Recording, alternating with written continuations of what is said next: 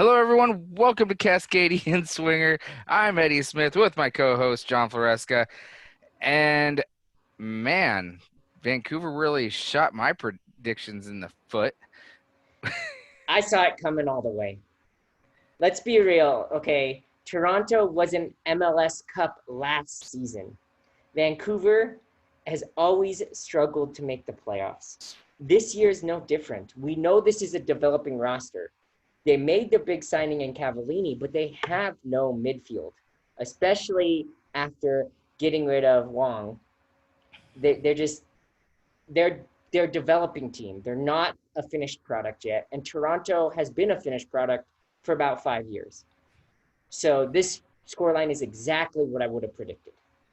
Yeah, getting rid of Wang was definitely not the best timing for Vancouver, and definitely showed in their match against Toronto, where they lost 3-0. And this one just really wasn't close. I mean, Toronto had 24 shots to 4, 8 shots on target to 1. I mean, Hasal did everything that he could to make the scoreline a little tighter, but I mean, when you're getting outshot that by that much, and also the possession was 75% to 25%.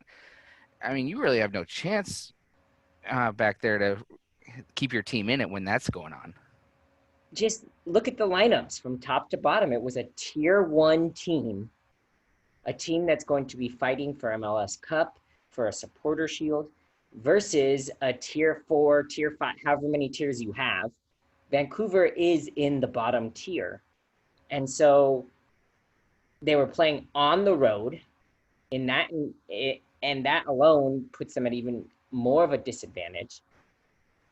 If it wasn't 3-0, I think Toronto would have been upset with the score line because again, you're working with a finished product versus a team that has a lot of new pieces and a team that's still developing. You and I were discussing a little bit about this before we went on the air, but I don't think we got to the point of hearing what you thought about this. Vancouver had a interesting lineup or interesting formation, a 4-2-2-2. I want to hear what you wanted to say about that. It's not a very commonly used formation. The last team that I can recall that played it well was the New York City FC squad from 2018, I think it was, when they had David Villa and Andre Pirlo. But they had David Villa and Andre Pirlo, which are two absolute magicians on the ball. Let's face it, Vancouver doesn't have that sort of quality.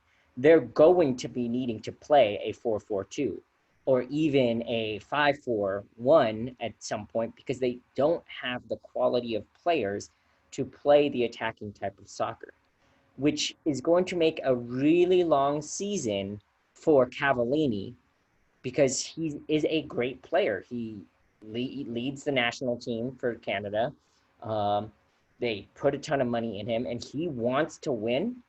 And so for him to come to this Vancouver Whitecaps squad and to know that they've kind of throughout their season to make it a developing year, it kind of sucks for him. And I feel bad. I hope he doesn't get too discouraged because if they pick up a couple pieces in the midfield, they could be competitive, but I just don't see it happening this season.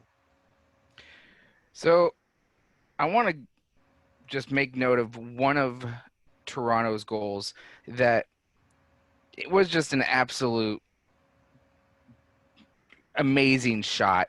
It was about a World class. 25 to 30, yeah, world class. It was about a 25 to 30 yard missile from Piatti in the 27th minute that rocketed into the back of the net. And it, I mean, you have to You're tip your hat to speechless. that.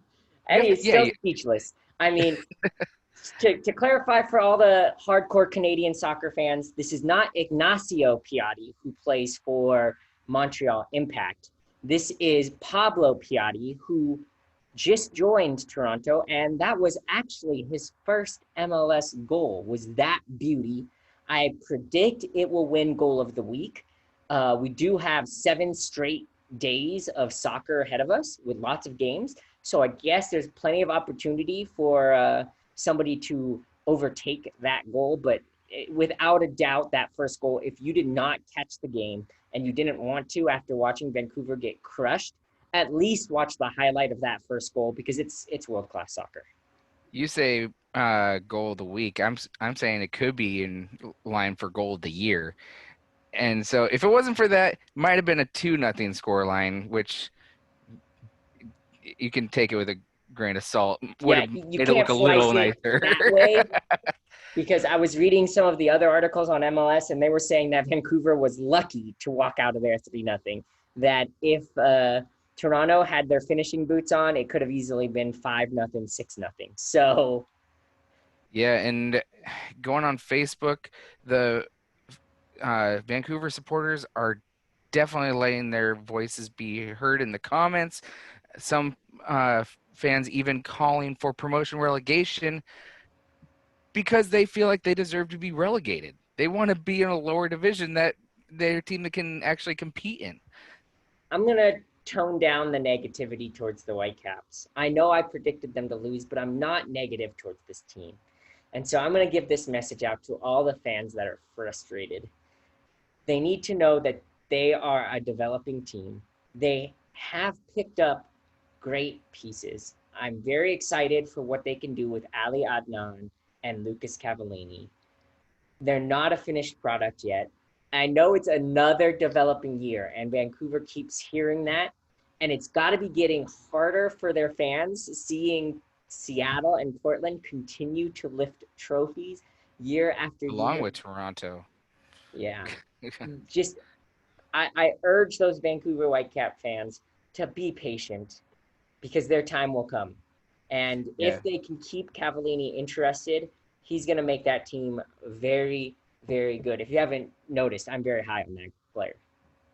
Here at Cascadia Inswinger, we do love all our clubs. So we are hoping for nothing but the best in Vancouver. We would love to see the Whitecaps in the playoffs, in a championship. I mean, it would be good all around for not only the Vancouver area, but it would be good for Cascadia soccer. Having three top level teams and being the true three-headed monster that we know Cascadia can be in MLS. I think one of the other things that got the Vancouver fans so riled up about this game is they were coming off such a high of a performance in the MIB, the MLS's back tournament. I know that they were playing with mostly a B lineup, but they actually performed above what people projected them to in the MIB. Now, playing Toronto in Toronto is a very different game than playing in a neutral site against teams like Chicago and San Jose. Uh, Obviously, Seattle thrashed them 3-0 too, so that gave them that impression. But I do expect Vancouver to get better as the season goes on.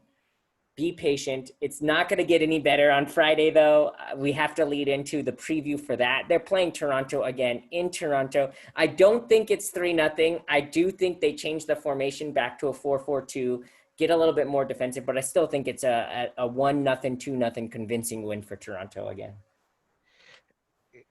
As much as I want to be positive about this outcome, I see it going the other direction, actually. I can actually predict a 4-1 victory for Toronto. I would love to be proven wrong again, but in a much better way. But I'm saying 4-1 because now Toronto sees um, what the weak spots are in Vancouver. They know that they're missing pieces. They're not practicing for players that aren't there. So I think they're gonna just step on their throats, unfortunately. But I would love to be proven wrong. I hope you're wrong because it would show that the players have no fire in them. I mean, losing 3-0, the performance should only go up from here. Toronto played a really good game, and if Vancouver ups their energy level even by a little bit, it's a 2-0, 1-0 game. And so if they actually get beat worse, then that would just show that there's absolutely no fire in this Vancouver Whitecaps squad, and people will probably start calling for the coach to be unseated if your prediction is right. I really do hope to be proven wrong.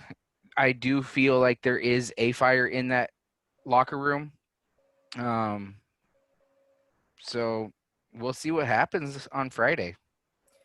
Yes, and go Cascadia. Watch the game, even if you're discouraged. I know I watched it after Toronto scored that first goal, which was a beauty. My wife knows that I'm rooting for Vancouver, and she goes, "Oh no," and I go, "I'm not too disappointed because it's expected." So just know that Toronto is going to score. If you go in with that mindset, you can wrap your head around maybe watching this Vancouver team try to grow, because that's the only thing you're going to have this year. All right. Well, that's going to be our show. Again, as always, please like, subscribe, tell your friends, leave comments, and let us know what you think about this match. Do you think we're completely off our rocker and think that Vancouver is going to get a victory out of this? Let us know. We'd love to hear from you. And as always, go Cascadia.